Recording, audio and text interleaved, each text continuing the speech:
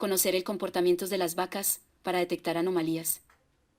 Generalmente las vacas caminan en promedio de 3 horas por día para ir al área de ordeño y regresar al potrero, comen 10 horas y el resto del tiempo lo invierten en descansar. Entre las actividades que las vacas tienen que realizar al día están comer, estar en el área de ordeño y descansar. Cuando esto no sucede de la forma habitual o existe algún retraso en alguna actividad por parte de una vaca, es de poner asunto pues algo pasa o la vaca no está bien de salud.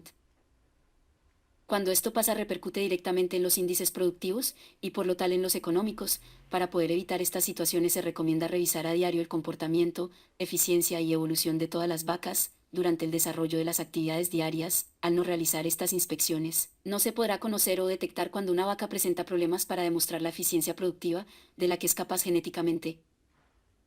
A continuación, te hablaremos de 3 recomendaciones que tienen como fin conocer el comportamiento de las vacas y no correr ningún riesgo que pueda afectar tanto a las vacas como a la producción de lato.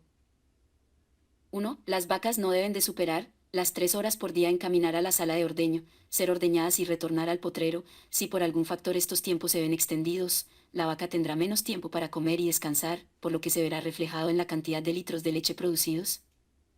2. Las vacas deben pastorear de 8 a 10 horas, tiempo el cual se garantiza el consumo de forraje verde, con el cual se garantiza mayor bienestar y productividad. 3. Las vacas deben contar con espacios cómodos, limpios y secos que les permitan descansar y echar bien. Esto debe ser con el objetivo de mejorar el proceso de la rumia y mayor confort.